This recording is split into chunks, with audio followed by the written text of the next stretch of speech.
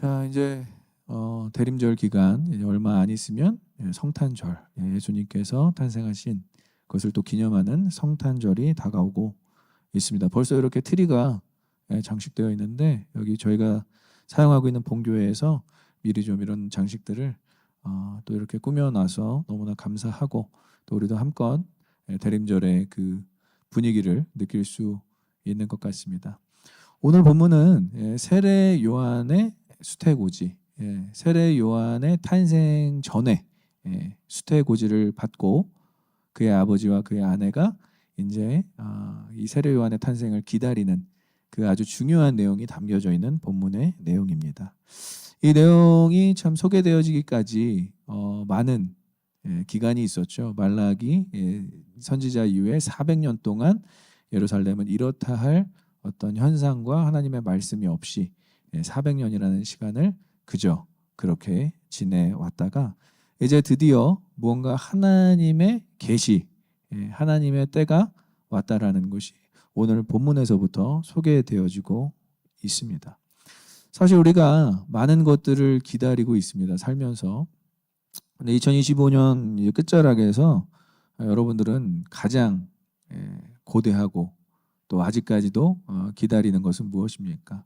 저는 개인적으로 2025년 시작하면서 10가지 정도의 기도 제목이 있는데 역시나 9가지 정도가 다 응답을 받았어요. 여러분 저를 부러워하셔도 좋습니다. 또 그만큼 기도도 열심히 했고 제 나름대로 또 기도 응답이 받을 때마다 이렇게 체크업을 했는데 그 응답이 다 받게 된 경위를 보면 제가 열심히 기도해서도 맞겠지만은 그거보다 더 하나님이 그렇게 이루어지기를 원하셨다라는 것을 발견할 수 있었습니다. 여러분들 얼마나 많은 기도 제목이 응답이 받았습니까? 아직 끝날 때까지 이렇게 딱 선창을 하면 여러분들이 좀 대답을 해주셨으면 좋겠는데 자, 따라해볼까요? 끝날 때까지 끝난 게 아니다. 아직 2025년 끝난 게 아닙니다. 아직 여러분들의 기도 응답이 받을 수 있습니다. 믿으십니까? 그 기도 응답 끝까지 받기 위해서 여러분들 기도하시고 또 응답 받은 내용들을 또 마땅히 감사하는 그러한 계절이 12월이 됐으면 좋겠어요. 그래서 12월에 나 2020년 뭐 했지? 나 너무 막 살은 것 같은데 너무 허무한데 이러한 고백들과 이러한 나눔보다는 하나님이 내 기도에 다 응답하셨어. 하나님이 내 기도에 세밀하게 다 꼼꼼하게 다 응답하셨어. 이런 고백들이 많이 나눠지기를 소망하고 축복합니다. 그렇기 위해서 여러분들 기도 많이 하시고 또 그 기도 응답을 받은 부분에 있어서 여러분 꼼꼼하게 체크하셨으면 좋겠어요. 아직 한 가지가 남았다면은 개인적인 기도 응답은 다 받았지만 교회 공동체적인 기도 제목이 하나 있어요. 여기서는 공개를 못 하겠지만 제가 금요일 날은 조금씩 제가 공개를 하도록 하겠습니다.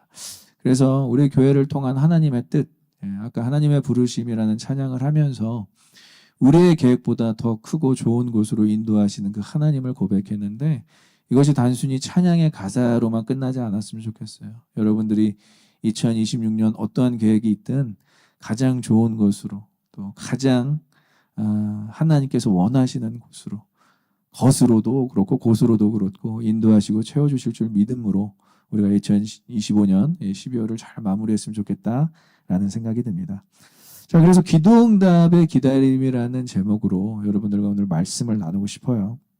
근데 사가랴가 이 첫 번째 기도응답의 이 시기, 이 과정 가운데서 첫 번째 했던 것은 분명히 예배입니다. 그래서 바로 본론으로 들어가자면 첫 번째 기도응답의 기다림에서 첫 번째로 순서가 되는 것이 바로 예배였다라고 할 수 있겠죠. 8절부터 10절을 보니까 마침 사가랴가 그 반열의 차례대로 하나님 앞에서 제사장의 직무를 행할세 제사장의 전례를 따라 제비를 뽑아 주의 성전에 들어가 분향하고 모든 백성은 그 분향하는 시간에 밖에서 기도하니. 이 당시에 제사장들은 총 24반열로 구성되어 있습니다. 그래서 1년에 한 주 간식, 딱 한 주 간식만 두 차례로 한 주 간식 두 차례로 성전 봉사를 감행했어요. 누가? 제사장들이. 이 사가랴라는 사람은 제사장이죠. 그 세례 요한의 아버지가 될 사람. 그런데 우리가 이것을 잘 생각해 봐야 되는 것은 각 반열에 제사장들이 1000명 정도가 있었습니다. 그러니까 순서가 되기 위해서는 많이 기다려야 했고 그 순서가 온다고 그래서 그 사람이 제사를 집례할 수가 있는 것도 역시 공동체에서 정해지기 때문에 이 반열에 들어가서 제사를 집례한다는 예배를 집례한다는 것은 굉장히 제사장에게는 참 중요한 업무였다라는 것을 우리가 본문을 통해서 알 수가 있습니다. 너무나 중대한 일이었고 또 너무나 이 부담되는 일이었고 거룩한 부담감을 갖고 해야 되는 일이기 때문에 언제 누가 뽑힐지 몰라고 기다리고 있어야 됐기 때문에 이것을 뭘로 뽑았냐면 제비뽑기로 뽑았어요. 제비뽑기가 은혜롭지 못하다고 생각하시는 분들이 있을 수도 있는데 여호수아 14장 12절과 사무엘상 10장 20절에도 동일하게 가장 중요한 하나님의 선택을 요할 때 하나님의 선택을 인간이 뭔가 성취하려고 하고자 할 때 이 제비뽑기를 했다라는 것이죠. 그래서 오늘 이렇게 본문에서 제비뽑기가 등장하는 것은 하나님의 뜻에 맡겼다. 하나님의 선택에 의지했다라는 표현입니다. 여러분 뭐 아니면 도다 하고 이렇게 뭐 윷놀이에서 이렇게 윷을 던지시는 분들도 계시고 뭐 그런 분들은 없겠지만 도박장에서 될 대로 되라 하면서 룰렛을 돌리시는 분들은 없겠지만 중요한 것은 이들이 가장 중요한 업무에 제일 사람의 생각이나 계획이 들어가지 않아야 되는 선택이 들어가지 않아야 되는 부분에는 하나님께 맡겨드리는 작업을 했다. 그러니까 예배의 시작은 사실은 우리가 예배를 드리러 왔다, 예배를 드리고 있다 이렇게 이야기하지만 사실 이 예배의 주관자는 하나님이십니다. 여러분들을 이 자리 가운데 인도하신 분은 하나님이시라는 거예요. 그래서 그 하나님을 예배하는 우리의 마음이 전적으로 하나님께 의지해야 된다는 거예요. 지금 분명 여러분들 제가 눈빛만 봐도 알아요. 딴 생각하시는 분들 계시고 딴짓하는 분들이 보일 수밖에 없어요. 제가 몇 명 없기 때문에. 그러나 여러분들이 정말 예배는 내가 하나님께만 의지해서 드린다. 그리고 예수 그리스도 우리의 구원자 되신 예수 그리스도만 의지하며 나아간다. 이 마음가짐이 있어야 된다는 거예요. 이 예배의 시작 전에 제비뽑기를 했다는 것은 여러분 하나님께 모든 선택권과 결정권이 있다는 것을 이야기합니다. 여러분들이 지금 이 자리에 앉아 있다는 것은 나의 인생은 하나님의 것입니다. 나의 선택, 나의 결정은 하나님이 하십니다. 여러분 지금 이 마음으로 앉아 계십니까? 아멘이 적습니다. 이 마음으로 앉아 계십니까? 거기서부터 예배라는 거예요. 그러니까 우리가 막 예배 드린다고 해서 뭐 이렇게 차려입고 또 막 머리 정리하고 물론 그런 표면적인 것도 중요하지만 마음이 내 결정자, 나의 인생의 결정자는 하나님이십니다. 나의 삶의 주인은 하나님이십니다. 이 마음부터가 예배의 시작이라는 거예요. 그래서 1000명이나 되는 그 반열, 각 반열에 1000명이나 되는 그럼 몇천 명이 되겠죠? 그 제사장 수가 그렇게 많은 중에 예배에 집례하는 자를 뽑는 그것마저도 하나님께 결정권을 드렸다. 뭐 능력 있는 사람도 있었겠죠. 이렇게 좀 집안 가문이 좋은 분들도 있었겠죠. 그런 거 상관없이 그냥 누가 됐든 하나님께 결정되는 자가 그 자리에서 예배를 드리는 자가 되었다라는 거예요. 그래서 이 성소에 들어가 분향하는 일에 채택된다는 것은 평생 한 번 있을까 말까 한 일이었다라는 거예요. 그러니까 저는 참 감사한 게 이 평생 한 번 있을까 말까 하는 이 예배의 집례와 말씀 선포를 지금 매주 하고 있잖아요. 저는 진짜 복받은 사람이에요. 이때를 보면 저는 진짜 굉장히 복받은 사람. 이때는 제사장 수도 너무나 많았고 그 예배 형식적인 예배가 숫자도 많았지만 그 한 번의 예배를 집례하고 한 번의 예배 때 말씀을 선포하는 것이 너무나 어려웠다라는 거예요. 그래서 모든 백성과 각 반열의 제사장들을 대표하는 성소에서 분향하는 일, 제사를 집례하는 일을 감당하게 된 자가 오늘 사가랴였다라고 탁 표기를 하고 있는 것입니다. 이 사람이 누구냐? 바로 세례 요한의 아버지가 될 사람이었다라는 것이죠. 여러분 우리의 인생에서 참 일상에서 무언가가 일이 일어나는 것도 너무나 중요해요.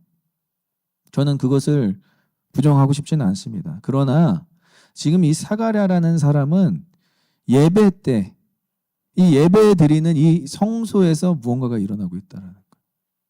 여러분들이 지금 이 예배를 드리는 이 자리에서 무언가가 일어나고 있다면 그것은 여러분들이 하시는 일이 아니겠죠? 왜냐? 여러분들은 지금 앉아 계시고 여러분들은 지금 예배를 드리시는 어떤 능동보다는 수동적인 지금 상태에 있지만 지금 우리가 이렇게 예배를 드리는 중에도 누가 일하신다? 하나님이 일하신다. 그래서 이 예배를 드리는 중에 무언가 마음에 감동이 있거나 마음에 도전이 있거나 하나님의 말씀을 듣고 내 결정을 잠깐 내려놓고 하나님의 뜻에 맡긴다거나 이러한 일들이 일어난다면 그게 여러분들에게는 가장 특별한 일이 될 수 있다는 거예요. 왜? 정말 하나님만이 일하시는 이 예배 현장 가운데서 우리에게 주시는 마음이기 때문에. 그래서 이 예배에 여러분들 초집중하셔야 됩니다. 사실. 오늘 찬양이 오늘 말씀이 이러한 판단 이러한 평가 지금 할 시간조차 없는 거예요. 하나님이 나에게 뭐라고 말씀하시나? 내가 이 예배 때 느끼는 하나님에 대한 감정은 무엇인가? 내가 앞으로 2026년은 어떻게 살아갈 것인가? 여러분 좀 캄캄하지 않습니까? 예. 트리는 막 이쁘고 세상은 막 즐거워 보이지만은 앞으로 내가 당장 2026년 한 달 뒤에 내가 어떻게 살아갈 것인가? 저는 이렇게 막막한 시대에 기도하지 않는다는 것이 진짜 어떻게 보면 막 존경스러울 정도로 무슨 배짱으로 살까? 가만히 이렇게 대화를 해보면 다 두려움이 있어요. 걱정이 있어요. 불안감이 있어요. 그래서 스스로 그냥 놔버리는 영적 무기들이 있다라는 거예요. 여러분 기도를 쉬지 않기를 소망합니다. 감사를 포기하지 않기를 소망합니다.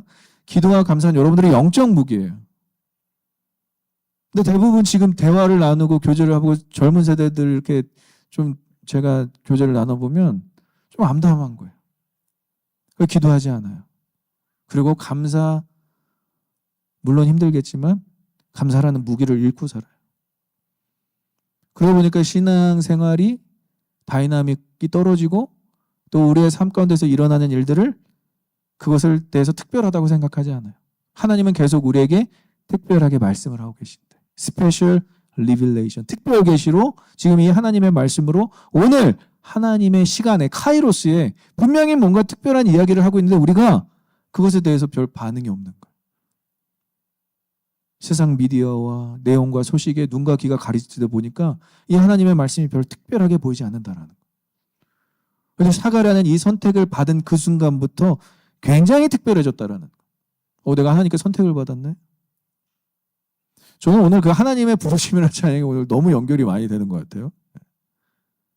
미리 이렇게 구성하지 않았지만 하나님의 부르심에는 후회하심이 없네. 우리를 자녀로 부르신 그 하나님의 부르심, 우리를 백성으로 부르신 그 부르심에는 하나님 후회하심이 없다라는 거예요. 그래서 특별 계신 이 말씀을 여러분들이 특별하게 들어야 된다라는 거예요. 오늘 제비 뽑아서 이 성소에서 분향을 이 집내 성도들을 이렇게 예배로 이끄는 예배를 드리는 돕는 일을 하는 이 사가랴는 자신에게 굉장히 특별한 책임감을 부여했다라는 것이죠. 누구로 인해서? 하나님으로 인해서. 그래서 하나님의 부르심도 되지만 하나님의 열심도 되는 거예요. 나를 부르신 그분께서 지금 특별한 일을 계속 행하고 계신다. 그래서 저는 여러분들의 일상에서 일어나는 특별한 일도 너무나 중요하지만 예배 자리에서 일어나는 특별한 일들을 반드시 기억하세요. 그것은 여러분들의 생각보다 하나님의 생각이고 여러분들의 뜻보다 하나님의 뜻이고 여러분들의 계획보다 하나님의 계획이라는 거예요. 꼭 이 자리에서 이 예배 현장에서 그걸 받지 못하더라도 여러분들 삶 가운데서 예배를 드린다면 하나님께서는 반드시 특별하게 역사하신다라는 것이죠. 그래서 저는 누군가가 이런 특별 대우를 받는 것이 너무나 좋습니다. 내가 아니더라도 저 사람은 하나님께 특별 대우를 받네. 저와 여러분들이 하나님께 특별 대우를 받길 소망합니다. 특별 대우해 주시는 것. 특별 대우해 주시는 건 뭐다? 말씀해 주시는 것. 나의 삶을 인도해 주시는 것. 나의 삶을 이끌어 주시는 것. 나의 삶을 가장 좋은 곳으로, 가장 완벽한 길로 인도해 주시는 것. 그게 우리에게는 엄청난 특별 대우라고 할 수 있다는 것이죠. 지금 사가랴는 무슨 일이 일어나고 있어요. 언제? 예배의 현장에서. 예배 드리기도 전에 예배를 드리고자 하는 마음만으로도 그가 굉장히 특별해졌다라는 것이죠. 우리가 세상에서 하는 얘기, You are so special. 그거는 우리를 좀 망칠 수 있어요. 우리가 정말 어떤 업무적으로 필요해서나 인간적으로 필요해서 그런 말을 들을 수 있지만 하나님께서 You are so special. 얼만큼? 나의 아들, 나의 독생자를 줄 만큼 넌 너무 특별하다. 이런 대우를 받는다면 우리가 영적 자존감이 무너질 이유가 있겠습니까? 우리가 세상에 아무리 혼란스러워도 우리가 흔들릴 이유가 있겠냐는 것이죠. 우리의 특별의식이 하나님으로만 회복되기를 소망하고 축복합니다. 하나님께서 You are so special. 하나님만 그 얘기 해주시면 돼요. 뭐 다른 데서 안 들어도 돼요. You are so special.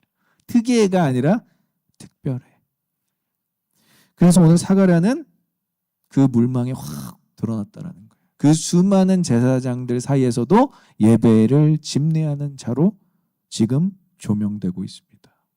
저는 이러한 그 한 개인을 비추는 또 한 가정을 비추는 이러한 장면이 너무나 좋아요. 하나님께서는 개인으로 일하시고 하나님께서는 가정으로 일하세요. 뭘 하기 위해서? 공동체를 회복하기 위해서. 나라를 회복하기 위해서. 국가를 회복하기 위해서. 전 세계를 회복하기 위해서. 지금 세례 요한이 태어나는데 지금 드러내는 선택받은 한 사람이 누구죠? 사가랴. 그 한 사람이었다라는 거예요. 그리고 그의 가정, 그의 아내 엘리사벳이었다라는 거예요. 그러니까 아무런 특별함이 없는 우리의 삶 가운데서도 하나님이 개입하시면 우리가 하나님께서 사용하시는 도구로 쓰임받을 수 있다라는 거예요. 자, 기도응답은 그렇게 시작이 됩니다. 어디서부터 시작되느냐? 예배의 자리에서 시작된다. 두 번째, 기도응답의 기다림은 따라해볼까요? 기적. 예, 두 번째는 그 기도응답의 기다림은 기적으로 이루어진다라는 거예요. 본문 11절부터 13절까지 우리 다시 한번 읽어보도록 하겠습니다. 시작.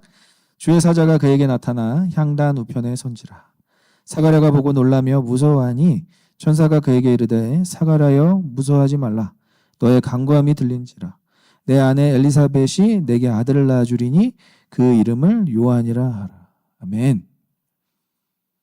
이렇게 특별 대우를 받고 제사장들 사이에서 그 반열에서 지금 분향을 드리는 집례를 하는 사가랴의 가정에도 기도 제목이 있었어요. 가장 큰 기도 제목. 바로 그들에게는 자녀가 없었다는 것. 성경에서 이 자녀를 갖는 이야기를 가장 구원에 가까운 이야기로 독자들에게 전달하고 있습니다. 왜냐?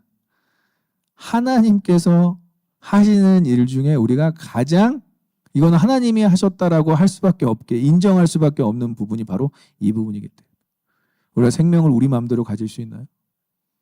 여러분들 여기 부모님들 되시는 분들 중에 여러분들이 계획해서 여러분들이 다 꼼꼼하게 다 생각해서 자녀 가지신 분들이 있나요? 구원이라는 것은 우리가 계획해서 된 것도 아니고 우리가 생각해서도 된 것도 아니고 우리가 뭘 잘해서 된 게 아니라 그냥 전적인 하나님의 은혜, 그거를 상징적으로 나타내기 위해서 태의 축복이 막힌 가정을 성경에서 조명하고 그 가정이 태의 축복으로 받는 과정으로 구원을 이야기해주고 있어요. 지금 사가랴가 성소에서 대표로 분향을 드리고 있지만 그의 마음간에는 아직 응답받지 못한 기도 제목에 대한 이 간절함이 있었다라는 것이죠.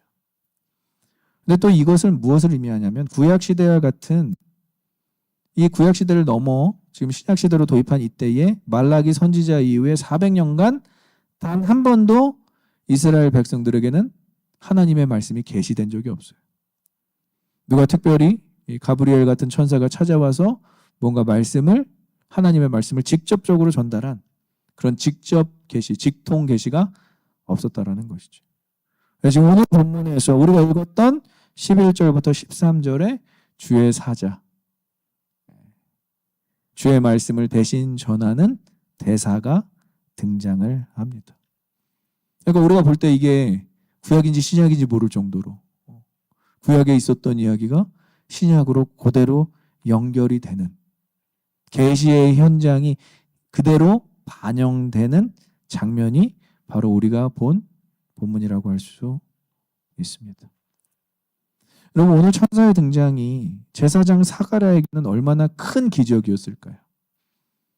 내가 이러한 것들은 어디서 듣지도 보지도 못했던 부분인데 내가 제사장 하면서 이런 것들은 다른 제사장들한테 아직 들어보지도 못했던 부분인데 주의 계시가 더 이상 나타나지 않는 시대에 가시적으로도 천사가 나타났다는 것은 여러분 그것을 기적이라고 할 수 있습니다. 지금 이 시대에 하나님의 말씀이 막 흥왕하여서 사도행전의 막 2장처럼 막 흥왕하고 막 부흥했더라면은 그런 계시를 받는 분들이 많이 있겠죠. 근데 지금은 시대적으로 하나님의 말씀을 우리가 분별하지 못하도록, 듣지 못하도록 너무 많은 것들이 방해하고 있어요. 그러다 보니까 하나님의 말씀이 우리에게 다가왔을 때 사가랴랑 동일한 반응이라는 것이죠. 사가랴의 반응은 두려워했다라고 얘기하고 있어요. 사가랴의 반응은 무서워했다, 놀랐다라고 부정적으로 오늘 본문에 적혀 있어요. 구약시대의 선지자들이, 구약시대에 하나님께 선택받은 사람들이 하나님의 말씀이 계시되었을 때, 천사들이 찾아왔을 때 두려워했나요? 무서워했나요? 지금 전혀 예상치 못한 반응이 사가랴에게 일어나고 있다는 거예요. 원어로 포보스, 무서워하다라는 것은 단순히 일어난 사건을 무서워한 것이 아니라 천사 가브리엘, 정말 천사가 있네? 이 실체를 보고 정말로 소름 돋을 정도로 무서워했다라는 표현이 포비아로 파생된 포보스라는 단어. 여러분, 얼마나 이런 기적이 없었으면, 얼마나 이렇게 하나님의 말씀이 들리지 않았으면 이 말씀을 듣고 포비아, 우리 포비아라고 하죠. 뭐 이렇게 PTSD 같은 거 올 때. 너무 두려워서 자라보고 놀란 가슴, 소뚜껑 보고 놀라는 그 포비아라는 단어가 여기에 적혀 있을 거예요. 우리가 그렇게 될 수 있다라는 거예요. 아까처럼 정말 특별해서 You are so special. 내가 너에게 이런 기도 응답을 줬어. 내가 너에게 이러한 선물을 줬어. 이렇게 하나님께서 말씀을 직접 말씀하실 때도 우리가 뭘 느낄 수 있다? 포비아. 이거 뭐지? 환청인가? AI를 잘못 사용해서 환각 증세가 일어나나? 이렇게 반응할 수가 있다는 거예요. 왜? 너무 많은 소리가 있기 때문에. 너무 많은 정보들이 있기 때문에 하나님의 말씀이 그냥 우리에게는 포비아를 일으키는, 두려움을, 놀람을, 무서움을 일으키는 그런 어떤 하나의 스테이트먼트가 될 수 있다는 거예요. 저는 이게 너무 우리 시대랑 너무나 동일합니다. 이러니까 400년 동안 하나님께서 한 번도 이들에게 계시를 주신 적이 없었던 거예요. 저를 돌아보게 되는 거예요. 내가 아침에 일어나서 책상에 앉아서 나는 뭘부터 시작하는가? 하나님의 말씀으로 시작하는가? 아니면 AI 프로그램을 켜고 오늘 하루는 어떻게 보낼까라고 의지하며 지내는 거예요. 그래서 이런 기적 같은 일이 일어났어도 사가랴는 거기에 대해서 긍정적으로 반응하지 못했다. 너무 안타까운 일이죠. 그 많은 제사장 중에 채택을 받아서 성소에 분향하는 사람이 하나님의 말씀이 들리는 것이 당연하고 천사의 말씀으로 하나님의 말씀을 대언받는 것이 당연한 것인데 지금 그게 두렵고 떨리고 놀라는 일이었다라는 거예요. 반가운 일이 아니라 포보스라는 단어가. 여러분, 기도할 때 하나님의 음성을 듣길 소망합니다. 하나님의 음성이 들려준 거죠. 그게 당연한 거죠. 하나님의 음성이 들리고 천사가 나타나 주의 말씀을 전하고 또 어떤 분들은 꿈으로 하나님께서 찾아와 주시고 이런 것들이 너무 정말 남용될 정도로 많았거든요. 근데 지금 교회에서 일어나지가 않아요. 이러한 영적 체험들을 저평가하고 폄하하게 돼요. 그거 그 샤머니즘 토속 신앙에도 있는 일이야. 맞아요. 그러나 우리가 하나님께서 주시는 환상도 있고 하나님께서 베푸시는 기적도 있고 하나님께서 베푸시는 놀라운 일들도 있는데 그걸 자꾸 우리의 이성과 우리의 과학적 기준으로 판단해 버린다는 거예요. 기적이 상실된 과학 만능 시대, 물질 만능 시대에 우리는 말라기 선지자 이후 시대 400년간의 암흑기와 같은 시대를 보내고 있다라는 거예요. 그래서 사가랴는 제사장임에도 불구하고 이렇게 기적이 일어났음에도 불구하고 당연한 예배 드릴 때 당연히 하나님의 음성이 들렸음에도 불구하고 그는 포비아 반응이 일어났다라는 거예요. 저와 여러분들 한번 점검해 볼 수가 있다는 거예요. 구약시대와 같은 기적이 나타남을 바라면서도 실제 기적 앞에서는 반응하지 못하고 믿지 못하고 동시에 두려워하고 무서워한다는 것. 사가랴뿐만이 아니라 우리가 될 수 있다는 거예요. 여러분, 기적이 일상이 되는, 하나님께서 나에게 행하시는 일들이 일상이 되는 것이 성도의 삶입니다. 그러나 기적과 아무런 삶을 살지 않는다면 우리의 신앙은 메말라 비틀어질 수밖에 없어요. 기도 응답은 여러분들에게 기적입니다. 믿으십니까? 정말로 그것이 얼마나 하나님의 오묘하고 섬세한 기도 응답인가를 우리가 헤아려 보자는 거예요. 자꾸 다른 데서 기적을 찾으려고 하는 것이 아니라, 여러분, 방법을 막론하고 모든 기도 응답은 기적입니다. 믿으십니까?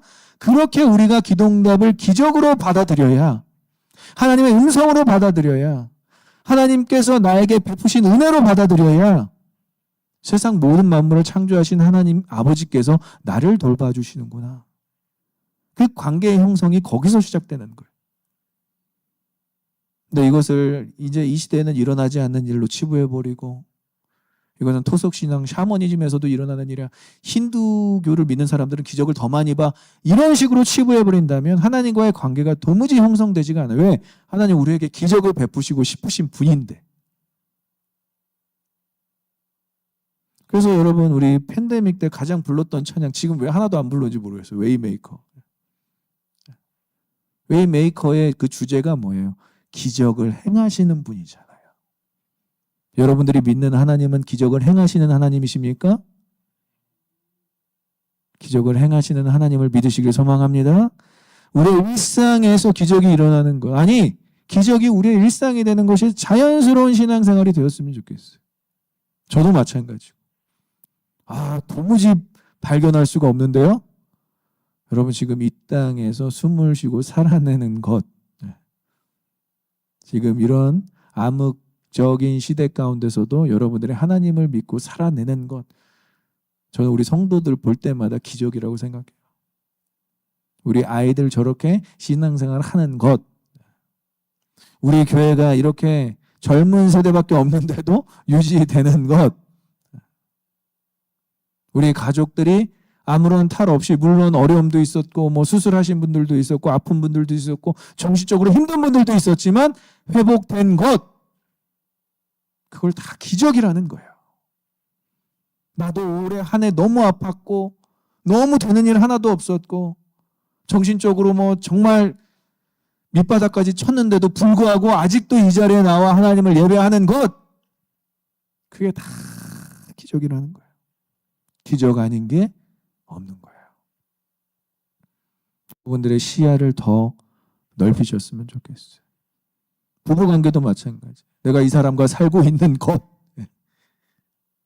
요즘에 얼마나 자극적인 프로그램들 많습니까? 이혼 숙녀 캠프, 뭐 이혼으로 오히려 독려하는 것 같아요. 결혼하지 말라고 막 진짜 거의 광고하는 듯한 프로그램이에요. 하나님 안에서 건강한 가정들이 얼마나 많은데, 전 차라리 저희 교회 와서 이런 부부끼리 이렇게 뭐 신앙생활하고 이런 것들을 차라리 다큐멘터리로 찍어줘서 방송국에서 내보냈으면 좋겠어요. 하나님 안에서 그 가정을 지키는 모습 그 자체가 기적이라. 내가 숨을 쉬는 것, 내가 아침에 일어나서 눈을 뜬 것, 내가 사랑하는 사람들을 볼 수 있는 것, 모든 것이 기적이고 은혜입니다. 믿으십니까? 그 기적과 은혜를 선포하는 거예요. 사가랴처럼 무서워하지 말고, 이거 기적인가? 이거 두려움인가? 이거 뭐 나에게 임한 뭐 해코지인가? 이렇게 생각할 필요가 없다라는 거예요. 기적을 기적으로 받아들이는 일반적인 참된 하나님의 자녀의 모습이 회복되었으면 좋겠습니다. 자, 세 번째 기도의 응답의 기다림은 따라해볼까요? 침묵. 침묵이에요. 이게 잘 연결이 되었으면 좋았을 건데 기도 응답이 예배로 시작했어요. 너무나 아름답게 시작했죠. 그러나 기적에서 뭔가 트러블이 생겼어요. 기적에서 사가랴가 온전하게 반응하지 못했어요. 여러분, 이게 우리의 비극입니다. 하나님 분명히 기적을 주셨고 너를 통해서 내가 세례 요한을 엘리자벳을 통해서 세례 요한이 출생하게 될 것이다. 하나님의 기도 응답이 선포되었고 그러면 사가랴는 기뻐 뛰며 하나님을 더 뜨겁게 찬양하고 예배하면 되는데 사가랴는 의심했어요. 사가랴는 무서워만 했고 사가랴는 그것을 받아들이지 못했어요. 만약에 우리가 기도하는 중에 정말 여러분들이 기도하는 중에 천사가 나타나서 남들은 못 보는 그 영적인 현장이 나타나서 기도에 대한 하나님의 응답을 전해준다면 여러분 어떻게 반응하시겠어요? 너무 놀라지 않겠어요? 너무 감사하지 않겠어요? 이유 불문하고 천사에게 고마워하고 큰 절을 올리고 하나님에 대해서 또 여쭤도 보고 아무리 무섭고 두려운 존재가 나타나도 기도한 내용에 응답을 준다면 감사로 반응할 텐데 기쁨으로 반응할 텐데 사가랴는 그렇지 못하고 의심했다라는 것이 오늘의 비극적인 결말은 아니고 또 다른 내용이 있으니까 비극적인 반응이었다라는 거예요. 18절 함께 보겠습니다. 사가랴가 천사가 이르되 내가 이것을 어떻게 알리요? 내가 늙고 아내도 나이가 많으니이다. 여러분, 그냥 저는 믿지 못했어요. 믿지 못하겠어요. 이거 나는 받아들이지 못하겠어요. 이게 아니라 내가 그 하나님의 그 지식, 하나님의 그 지혜, 나는 알 수 있는 길이 없다. 알고 싶지도 않다. 난 늙었다. 인간적으로 대부분 사람이 늙으면 그런 것들을 기대할 수 없다. 딱 잘라 이야기를 합니다. 여러분, 여기에 쓰인 원어가 카타티, 어떻게라는 단어가 번역된 표현은 무엇으로 인해서, 무슨 근거로, 뭐죠? 제사장인데 하나님의 능력을 믿지 못하는 거예요. 여러분, 제가 이렇게 되지 않기를 기도해 주세요. 카타티, 무슨 근거로, 무엇으로 인해서 하나님의 능력을 한 번도 경험해 보지 못한 제사장의 입술에서 나오는 의심의 고백이 바로 이런 겁니다. 목사님 우리 뭐 하죠? 그거 어떻게 가능한데? 목사님 우리 기도응답 받아야죠. 그 무엇으로, 어떤 근거로 그렇게 되는데? 목사가, 제사장이, 영적 지도자가 이렇게 전락돼 버릴 수 있다라는 거예요. 예배로 시작했어요. 기적으로 기도응답을 받았어요. 그럼 그 다음에 스텝은 찬양과 영광과 감사해야 되는데 의심으로 끝나버립니다. 그러면 참 하나님께서는 이런 사람들을 그냥 패스. 너 안 되겠다. 다른 사람 내가 찾아볼게. 이러고 다른 가정의 태의 축복을 통해서 세례 요한을 출생하셔야 되는데 하나님 포기하지 않으세요. 사가랴를 통해서 하나님은 이 일을 하고 싶어 하시는 거예요. 근데 동일한 장면이 창세기 15장 8절에서도 아브라함이 똑같이 반응을 해요. 어떻게 일이 일어나겠습니까? 사라가 지금 99세입니다, 하나님. 내가 지금 100세입니다, 하나님. 어떻게 일이 일어날 수 있겠습니까? 의심에 계속 하나님의 약속을 믿지 못하는 그 반응으로 인해서 지금 어떻게 되죠? 사가랴가 벙어리가 됩니다. 벙어리가. 너 세례 요한 태어날 때까지 말하지 마. 10달 동안 아무 말도 하지 마. 여러분, 지금 이 장면이, 지금 우리가 읽은 본문이 지금 이스라엘 백성들 전체를 대변하고 있어요. 제사장이 이 정도라면, 제사장 반열에 올라서 성소에서 분향을 드리는 사람의 믿음이 이 정도라면 왜 하나님께서 400년 동안 아무런 계시를 하지 않으셨는지, 아무런 응답을 하시지 않으셨는지. 제가 목회자로서 좀 요즘에 많이 울면서 기도하는 내용이 있다면, 하나님, 저는 이 시대가, 지금의 이 시대가 말라기 선지자 이후에 400년이 되지 않기를 소망합니다. 정말 그렇게 기도해요. 성도들 사이에서도 아무런 하나님의 계시와 응답이 서로 나눠지지도 않고, 말씀을 읽어도 아무런 감동이 없고, 믿음은 바라는 것들의 실체, 믿는 자들의 실체가 된다고 하는데 믿는 자들이 아무런 실체도 못 보고, 보지 못하는 자들에게 증거가 된다고 했는데 그 어떤 삶도 증거가 되지 못하는 그 시대가 우리 시대가 되지 않기를 저는 너무나 기도하고 있어요. 제가 자꾸 청소년 때 신앙생활 하던 걸 돌아볼 수밖에 없어요. 환상을 보고 나누고 밤새 청소년들하고 같이 기도하며 얘기했던 그 시절. 여러분, 저희 오버플로잉 교회 여기 청년들 막 가득가득 찼었습니다. 환상 보면서 뛰면서 찬양하는 거예요. 방언 터지고 치유 일어나고 회복 일어나고. 근데 지금은 다 어디 갔죠? 목사님, 현실의 벽이 높네요. 현실이 하나님보다 높나요? 물질 만능주의와 AI 시대가 그렇게 하나님보다 더 크고 높고 큰 우리를 막는 장벽인가요? 하나님보다 크신 것은 없습니다. 믿으십니까? 지금도 기적을 행하시고 베푸시는데 우리 스스로가 그걸 받아들이지 못하고 의심한다면 우리도 역시 어디의 자리로 갈 수밖에 없다? 침묵의 자리로 갈 수밖에 없다. 근데 하나님께서는 이 사가랴를 벙어리로 만들어서라도 내가 시작한 일은 끝내겠다라는 하나님의 포기하지 않으심이 사가랴의 벙어리가 됐다라는. 하나님의 일하심은 때로는 우리에게 긍정적으로 작용 결과로 나타나지만 우리가 의심하고 그것으로 적절하게 반응하지 않으면 부정적인 결과가 나타날 수 있다. 분명히 내가 너한테 기도응답을 줬는데, 분명히 너에게 기적을 베풀었는데 네가 의심을 하는구나. 그럼 하나님이 다른 방법을 통해서라도 포기하지 않으시고 일을 계속 하신다. 가브리엘 천사는 자신의 사명을 다했어요. 기도응답, 사가랴 가정에, 엘리사벳 가정에 등남을 하겠다라는 것을 다 전달했지만 사가랴는 그것을 받아들이지 못했어요.